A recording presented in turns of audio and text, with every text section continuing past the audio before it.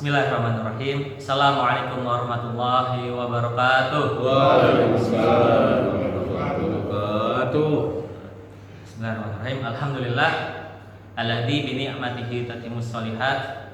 Alhamdulillah alladzi alafa baina qulubina fa asbahna bi ni'matihi ikhwan. Asyhadu an la ilaha illallah wahdahu la syarikalah wa asyhadu anna Muhammadan abduhu wa rasuluh la nabiyya ba'dah.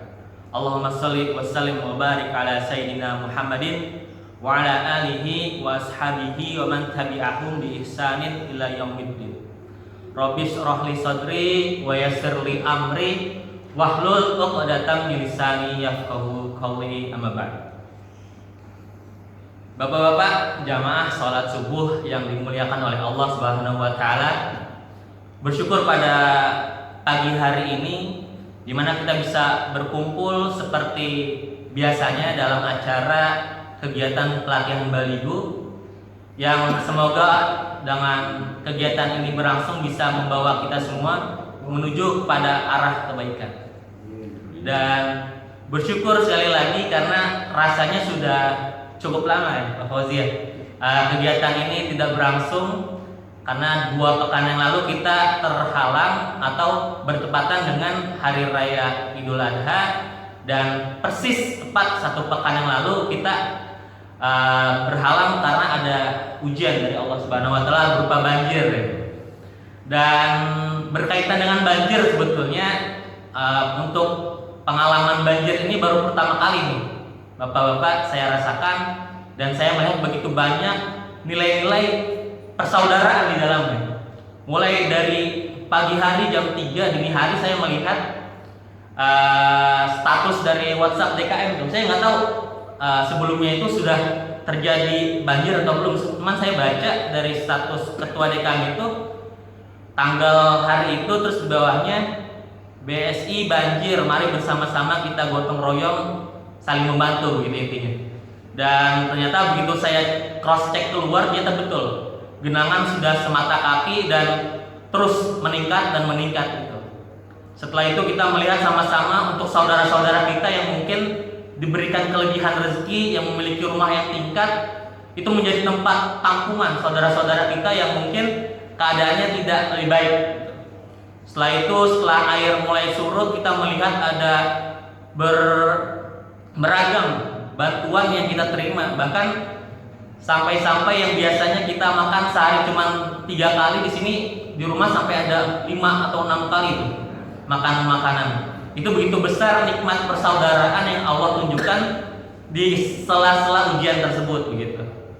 Dan mungkin itu yang akan Ridho sampaikan pada pagi hari ini tentang 5 level ukhuwah gitu.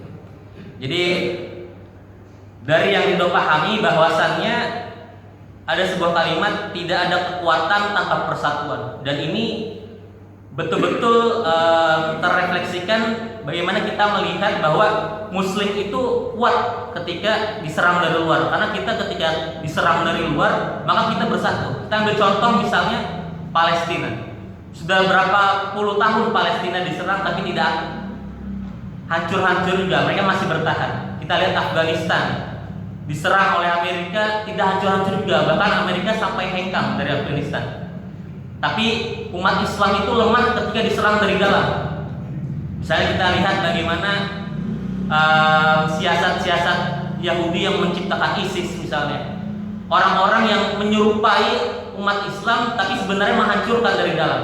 Inilah mengapa Allah Subhanahu wa taala dalam Al-Qur'an menyatakan bahwa orang-orang munafik, orang-orang yang mengatakan dirinya Islam itu tempatnya kelak di neraka itu ada di kerak neraka bersama orang-orang kafir. Kenapa? Karena mereka menghancurkan Islam dari dalam. Nah, ini yang kita khawatirkan terjadi. Maka mari kita belajar nilai-nilai persaudaraan dari manusia terbaik, dari generasi-generasi terbaik, yaitu Rasulullah SAW bersama para sahabat. 5 level ukhuwah ini saya dapatkan dari sebuah buku, ya salah satu judul sebetulnya dari buku Manhaj Tarbiyah gitu ya. Jadi ada 5 level tahapan ukhuwah. Yang pertama adalah ta'aruf, saling mengenal. Ada kalimat lagi, tak kenal maka tak sayang begitu. Nah, jadi ketika di awal-awal dakwah Rasulullah SAW itu, Rasulullah memperkenalkan diri Rasulullah. Ada yang ketika dikenalkan, saya Muhammad, saya adalah Rasulullah. Ada orang-orang yang menerima seperti Abu Bakar, langsung menerima. Ada juga orang-orang yang sudah disampaikan berkali-kali, diperkenalkan Islam, diperkenalkan diri Rasulullah, tapi tidak terima. Bahkan dalam Al-Quran dikatakan bahwa orang-orang Yahudi dan Nasrani itu mengenal Rasulullah seperti mereka mengenal anak-anaknya sendiri. Tapi level orang-orang tersebut hanya sebatas mengenal, tidak masuk ke dalam level kedua, yaitu tafahum. Jadi setelah kita saling mengenal, kita saling tahu, oh ya bapak ini adalah misalnya seorang guru tinggalnya di sini, itu hanya saling mengenal saja. Level selanjutnya adalah tafahum, saling memahami. Bagaimana Rasulullah SAW memahami para sahabatnya, para umatnya. Seringkali kita mendengarkan bahwa Rasulullah SAW mengatakan, misalnya, khairukum man ta'allama al-Qur'an wa 'allama. Sebaik-baik di antara kalian adalah yang mengajarkan Quran dan mengamalkannya misalnya. Ada juga Rasulullah bilang, khairun nas anfa'uhum linnas. Sebaik-baik dari kalian adalah yang bermanfaat untuk orang lain. Ada lagi Rasulullah bilang, khairukum li ahli wa ana khairukum li ahli. Jadi bukannya Rasulullah itu tidak konsisten. Kok banyak banget nih Rasulullah? Yang terbaik di antara kalian, yang terbaik dengan keluarga, yang paling terbaik di antara kalian adalah yang terbaik mengamalkan Quran. Bukan Rasulullah tidak konsisten, tapi konteks dari hadis ini Rasulullah menyesuaikan kepada siapa Rasulullah berbicara. Itu adalah wujud bagaimana Rasulullah memahami para sahabat-sahabatnya, para umat-umatnya. Maka tidak berhenti sampai di situ saja. Ketika kita sudah saling mengenal, kita sudah saling memahami, masuk ke tahapan ketiga, yaitu ta'awun, saling menolong. Dan ini dikisahkan begitu indah dalam sirah Nabawiyah ketika di awal-awal Rasulullah merintis dakwah, salah satu sahabat kader terbaik, mungkin kader terbaik memang ya, kader terbaik Rasulullah, Abu Bakar As-Siddiq, beliau mendengar bahwasannya Bilal bin Rabah sedang disiksa di tengah padang pasir gitu. Maka mendengar hal tersebut, Abu Bakar mendatangi lokasi kejadian tersebut, dan benar ternyata bahwasannya kondisi Bilal bin Rabah penuh dengan luka-luka siksaan, dan keadaannya saat itu sedang tertindih batu di tengah terik yang panas sekali gitu. Jadi sambil melihat kondisi Bilal tersebut, Bilal mengucapkan kalimat ahad gitu, tetap mempertahankan konsistensi keislamannya gitu. Sementara tuannya Bilal, Umayyah bin Khalaf ketika itu terus menerus menyiksa dan berusaha menjadikan Bilal bin Rabah ini kafir dari agamanya. Maka tidak tega melihat hal yang terjadi oleh saudaranya yang seiman, maka Abu Bakar membantu begitu. Jadi Abu Bakar mencoba untuk menawar Bilal untuk membebaskan Bilal. Maka bertanyalah Umayyah bin Khalaf gitu. Abu Bakar bertanya kepada Umayyah bin Khalaf, wahai Umayyah bin Khalaf, sekiranya berapa harga yang engkau tetapkan untuk melepas Bilal bin Rabah ini? Dan ternyata memang Umayyah bin Khalaf ini sudah kehabisan akal. Dia sudah bingung gimana caranya lagi, siksaan apa lagi yang kiranya bisa membawa Bilal bin Rabah ini keluar dari agamanya. Nah, makanya ketika dia bingung dan dia malu sama pemimpin-pemimpin kafir Quraisy ketika itu, maka tawarannya Abu Bakar ini adalah jalan keluar. Jadi ini yang ditunggu-tunggu, dia udah malu nggak bisa bikin Bilal bin Rabah murtad, akhirnya ditawarin ternyata sama Abu Bakar As-Siddiq. Maka seketika Umayyah bin Khalaf mengatakan, harga yang kutetapkan untuk melepas Bilal bin Rabah ini adalah 9 uqiyah. Wahai Abu Bakar, 1 uqiyah emas itu kalau kita kurskan begitu ya, itu sekitar 32 gram emas gitu. Jadi kalau dikalkulasikan 9 uqiyah dikali 32 gram emas mungkin sekitar 280-an gram. Kalau dikalikan saja 1 juta, berarti harga yang harus dikeluarkan oleh Abu Bakar As-Siddiq untuk membebaskan Bilal bin Rabah adalah sekitar 280 juta sekian gitu ya. Dan itu adalah harga yang tidak rasional ketika itu. untuk ukuran seorang budak yang keadaannya sudah penuh dengan luka-luka gitu. Maka spontan langsung Abu Bakar membayar Bilal bin Rabah senilai 9 uqiyah emas. Maka untuk menambah kebanggaan Umayyah bin Khalaf ini meledek Abu Bakar. Wahai Abu Bakar, sesungguhnya kau bodoh karena tidak layak seorang hamba sahaya budak yang berwarna hitam seperti ini dalam keadaan luka-luka ini kau hargai dengan 9 uqiyah emas. Ternyata Abu Bakar, kader terbaik umat Islam, menjawab dengan jawaban yang jauh lebih cerdas itu. Engkau yang bodoh wahai Umayyah bin Khalaf. Sekiranya engkau tetapkan harga 10 kali lipat dari harga yang engkau tetapkan tadi, maka sesungguhnya pasti akan aku bayar. Maka ini adalah bentuk ta'awun, saling menolong di antara para sahabat. Dan tidak berhenti di situ saja.